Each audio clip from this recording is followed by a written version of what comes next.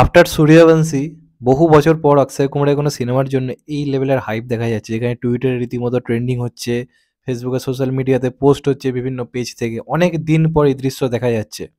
যখন action king অ্যাকশনে ফেরে, ব্যাপারটা এরকমই হয়।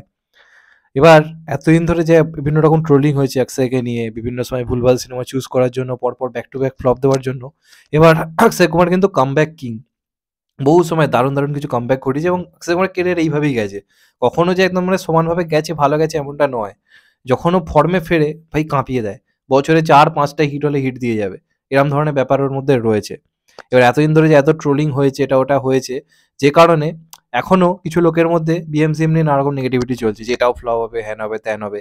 তো এটা এই ফলে কি হচ্ছে, এটার যে মেকিং এর যে দিকগুলো আসছে এক এক করে, সেটা নিয়েও কিন্তু খিল্লি চলছে। কিন্তু সেটা তো আল্টিমেটলি ঠিক নয়।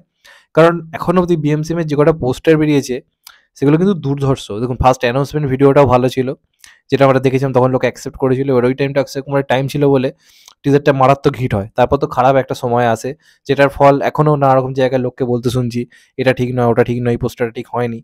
তাদেরকে আমি বলি, কালকে জাস্ট টিজারটা আসতে দাও, কাঁপিয়ে রেখে দেবে, জাস্ট কাঁপিয়ে রেখে দেবে। ইনসাইডার নিউজ দুর্দান্ত, টিজারের কাটিং থেকে শুরু করে সবকিছু রিপোর্ট খুবই ভালো আসছে।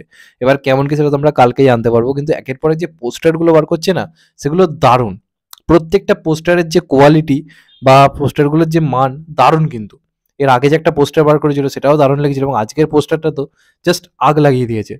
দারুণ পোস্টার, এবং আমার মন বলছে এই সিনেমাটার মাধ্যমে দুই অ্যাকশন কিং এর দুর্দান্ত কামব্যাক হতে চলেছে। দুই জেনারেশনের দুই অ্যাকশন কিং, একটা তো আমাদের টাইমের অক্ষয় কুমার, একটা এই টাইমের টাইগার শ্রফ। আজকের পোস্টারটা তুখোর পোস্টার হয়েছে, সিনেমাটার স্কেল কতটা হাই এটা ক্লিয়ারলি কিন্তু বুঝিয়ে দিচ্ছে আজকের পোস্টারটা। তোমরা জাস্ট দেখো পোস্টারটা এখানে, মানে দুজন দুদিকে দাঁড়িয়ে, মানে কোথাও কি কেন যায় না, সেই আমার মনে পড়ে যাচ্ছে অক্ষয় কুমার সুনীল শেট্টি জুটির কথা। একটা সময় এরকম পোস্টারে আমরা বহু দেখেছি, অক্ষয় কুমার একদিকে বন্দুক নিয়ে দাঁড়িয়ে, একদিকে সুনীল শেট্টি।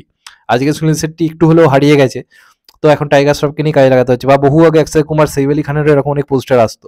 তো ওই ভাইবসটা কিন্তু দিচ্ছে, এবং পেছনে দেখুন কতগুলো উপরে হেলিকপ্টার উঠছে, কামান, বন্দুক, মানে সবকিছু রয়েছে। মানে প্রচুর অ্যাকশন থাকছে সিনেমার মধ্যে। এটা এরকম অক্ষয় কুমারের এত বিগ স্কেলের মুভি অনেক অনেক দিন পর, অনেক দিন পর।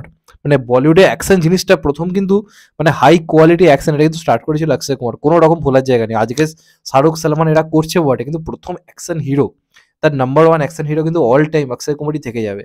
শুরুটাকে করেছিল সেটা ভুললে হবে না। ওই রকম স্টান্ট, হেলিকপ্টার থেকে একটা প্যারাশুটের উপর ঝাঁপ মারা, ওই জিনিসগুলো কে করেছিল ভাই, ভুললে হবে না। আমাদের মনে আছে তো, আমাদের ভাই টাইম ফিরছে, আমরা যারা আঁকিয়ান আমাদের টাইম ফিরছে। তাই আমি প্রচন্ড পরিমাণে এক্সাইটেড কালকে টিজারটা দেখার জন্য। সূর্যবংশীর মতো প্রচুর অ্যাকশন ছিল, কিন্তু এটা মনে হচ্ছে সেই ভিন্টেজ অ্যাকশনকে আমরা পেতে চলেছি। অবশ্যই টাইগার শ্রফের জন্য আমি এক্সাইটেড। তো কালকে টিজার আসবে, পোস্টারটা আমার অনবদ্য লেগেছে, এক কথায় মানে দুর্ধর্ষ একটা পোস্টার হয়েছে। এবার দেখা যাক ফাইনালি সিনেমাটা কেমন হয়। আর টিজার রিলিজ টাইম জানিয়ে দেওয়া হয়েছে আজকে, এটা নিয়ে অনেকেরই প্রশ্ন ছিল। আগে থেকে একটা টাইম জেনে থাকলে কি হয়, সুবিধা হয়, অনেকটাই সুবিধা হয়। তো পূজা এন্টারটেনমেন্ট কিন্তু এবার সঠিক সঠিক কাজ করছে, টাইম জানিয়ে দিচ্ছে টিজারের, কখন কি আসবে সব কিছু বলে দিচ্ছে। এটা একটা ভালো দিক, এরকম প্রমোশন পূজা এন্টারটেনমেন্ট করে না, এবার করছে, দেখে ভালো লাগলো।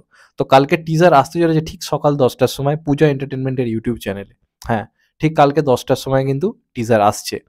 বাংলাদেশ টাইম অনুযায়ী 10:30, আমাদের টাইমে 10টায়। এই টাইমে কিন্তু টিজার আছে। যারা বাংলাদেশের লোক তাদেরকে জানিয়ে দিলাম, তাদের দেশে 10:30টায় দেখা যাবে, আমাদের দেশে কিন্তু 10টায়। তো দেখা যাক ফাইনালি টিজারটা কেমন হয়। রিপোর্ট খুবই ভালো টিজারের, খুবই গ্র্যান্ড স্কেলের টিজার হয়েছে। দেখা যাক ফাইনালি কেমন, এবং কাস্টিং কিন্তু বিরাট, অনেকজন অনেকজন রয়েছে। দেখা যাক ফাইনালি কেমন হয়। আমি তো পৃথ্বীরাজ সুকুমারকেও দেখার জন্য এক্সাইটেড। এখানে একটা যে এআই, মানে এআই রোবোটিক ইউজ করে একজন ভিলেন এরকম শুনছিলাম। তো দেখা যাক ফাইনালি কি হয়। আমি প্রচন্ড এক্সাইটেড এই কাজটা নিয়ে, দেখা যাক কেমন হয়। তোমাদের কেমন লেগেছে পোস্টারটা আজকের, কমেন্ট করে জানাও। আর চ্যানেলটা নতুন হলে চ্যানেলটাকে সাবস্ক্রাইব করে দিও, and get the bell icon. ভালো থেকো সবাই, টেক কেয়ার, নমস্কার, আবার দেখা হবে। এখন তো ভাই সবাই ভালো থেকো, সুস্থ থেকো, নমস্কার, টেক কেয়ার, আবার দেখা হবে।